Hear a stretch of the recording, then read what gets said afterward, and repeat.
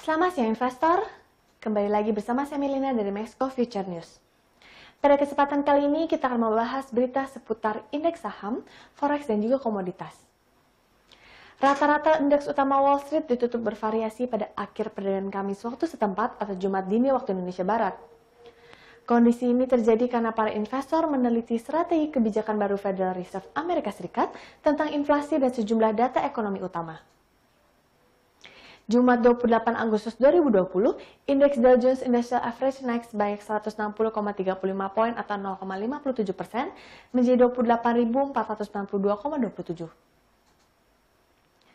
Sedangkan S&P 500 naik 5,82 poin atau 0,17% menjadi 3.484,55. Kemudian indeks komposit Nasdaq turun 39,72 poin atau 0,34% menjadi 11.625,34. Sebanyak 8 dari 11 sektor utama S&P 500 naik, dengan sektor keuangan dan real estate masing-masing naik 1,7% dan 1,4%. Sektor layanan komunikasi merosot 1,3%, kelompok dengan kinerja terburuk.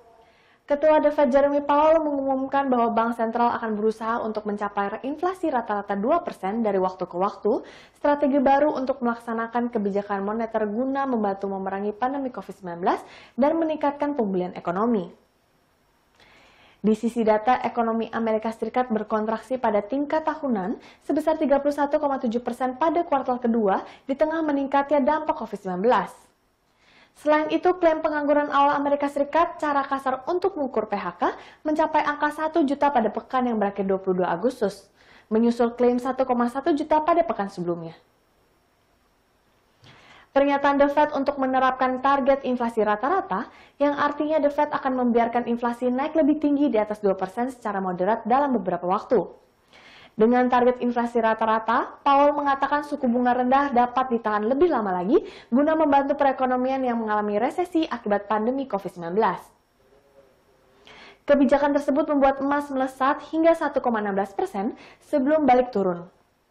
Pidato The Fed Jeremy Powell memicu pergerakan roller coaster bagi pasar, khususnya emas, yang menguat nyaris $50 tetapi akhirnya berbalik turun. The Fed yang mengatakan akan membiarkan inflasi lebih tinggi secara moderat berdampak sangat positif bagi emas. Beralih ke berita minyak, harga minyak turun pada penutupan perdagangan Kamis atau Jumat pagi waktu Indonesia Barat.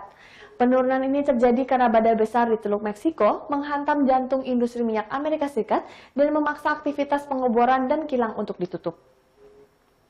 Hari ini harga minyak mentah berjangka Brent untuk bulan Oktober yang kontraknya akan berakhir pada hari Jumat turun 57 sen atau 1,3% menjadi $45,10 per barrel.